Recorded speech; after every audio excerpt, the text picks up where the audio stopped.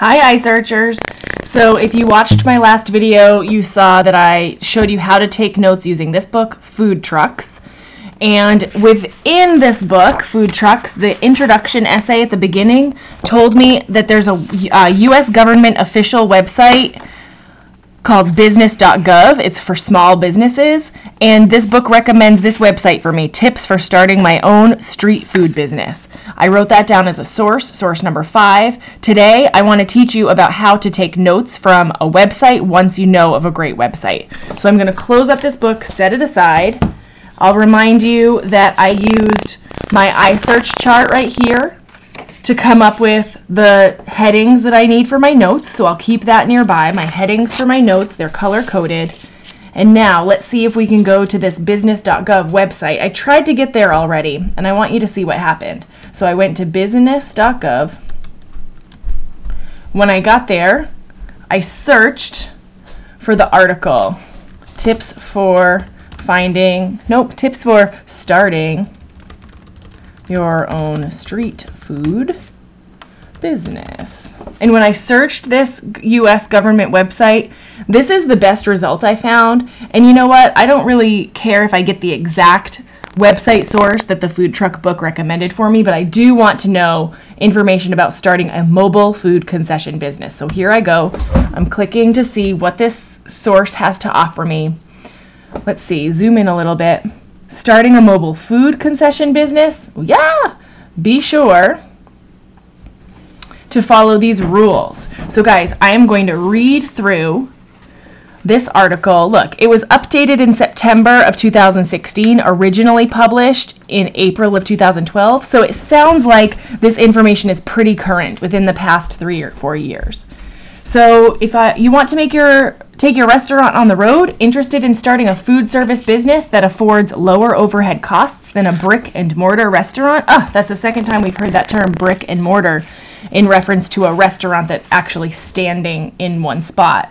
Starting a mobile food concession business has its advantages. The rent is cheaper, staff overhead is lower, and you can move to follow the profits. But it also has its challenges. Weather, vehicle breakdowns, seasonality, to name a few. That doesn't really fit in if you check out my headings. That kind of, the troubles with owning a business, I haven't really addressed that. Maybe I need to make a separate category and take notes. But for now, I'm going to stick with these 4. And don't forget, starting a business or expanding into new markets, particularly with food, means you'll also have to heed laws, like pay attention to laws and regulations that apply when you take your business to the streets. Here's what you need to know about operating your concession business within the law.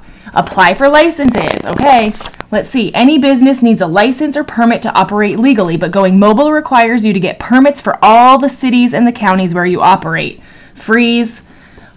I'm going to go to my note card and I'm going to write down what I just learned. So one of the supplies or one of the materials that I'll need is permits for every city where you would be working. So guys, my strategy for recording information from a website is to not copy it word for word, but to read it, remember it, and then put it into my own words. This is coming from source 5. I don't forget to label it. And then this is related to supplies and equipment that I'll need. So here I go, labeling it. Supplies and equipment is an orange card. So business.gov is telling me that I have to have permits for every city where I work. What else does it say? Food service businesses typically need a food service establishment permit. I'm going to write down that name. Food service establishment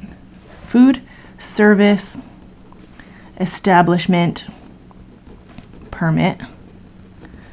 And alcohol beverage license, I don't plan on doing that. A general business license, write it down. General business license. Look, I'm saving some time by not writing out the whole word business because I'm going to remember what that means. And I'm also doing the strategy of bulleting on my index card. A food safety permit. Cool. That's so much good information. Food safety permit. So what I hope that you see that I did is I wrote down information only that applied specifically to what I need to know for my iSearch. To help you determine which licenses and permits you will need, check out the Business License and Permit tool. Ooh, I'm going to click that and try it later. I'll click it open just so I have that window open. Maybe I'll try that later for another source.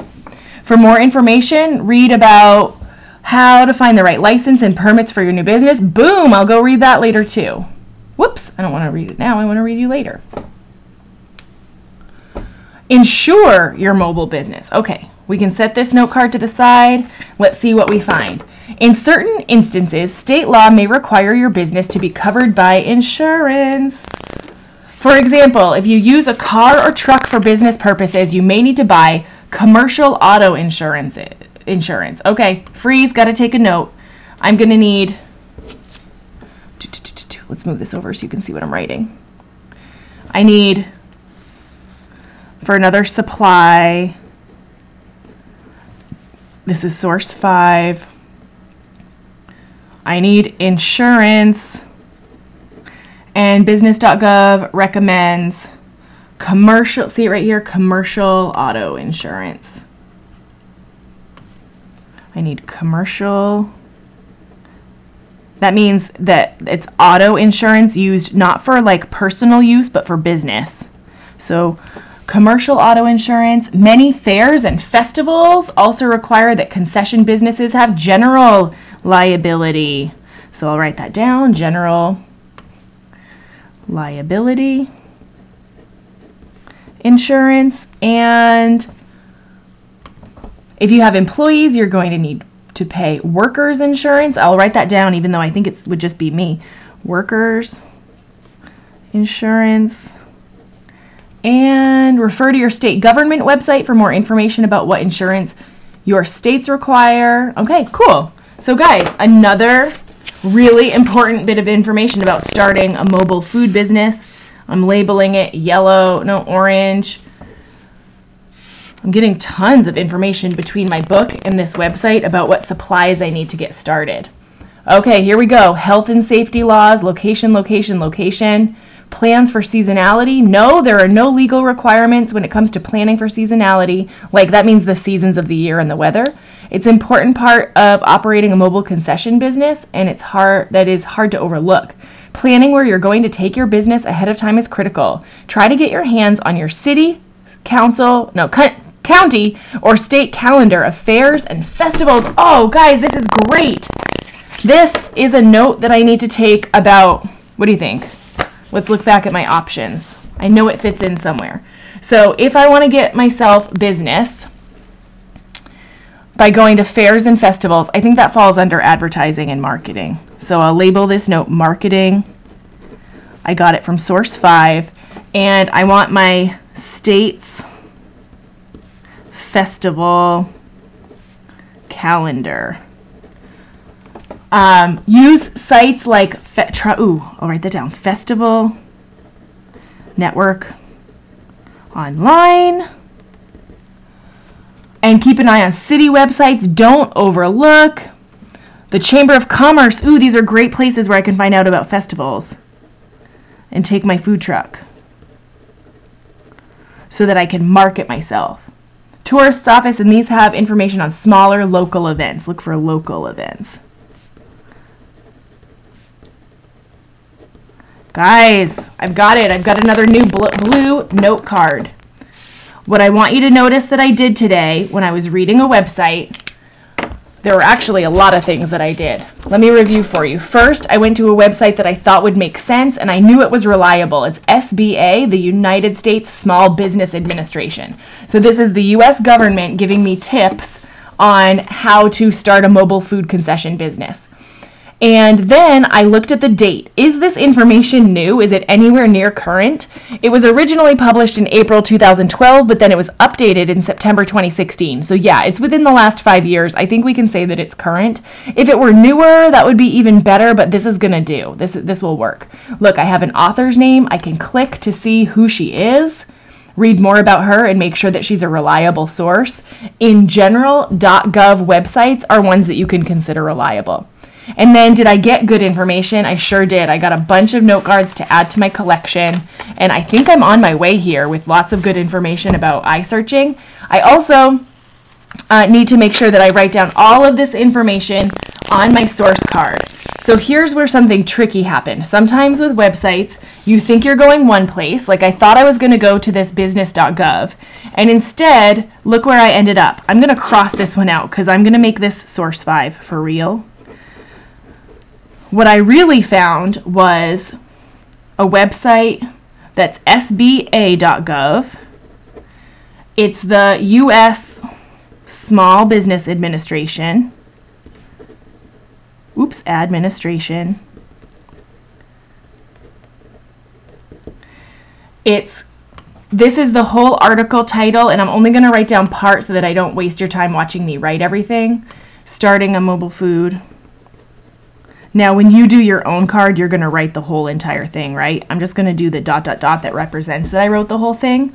Who's my author? Beasley is her last name, so it's best to write it in that order. Beasley, comma, Karen, and she's a contributor. I'll write that down. Maybe that's important.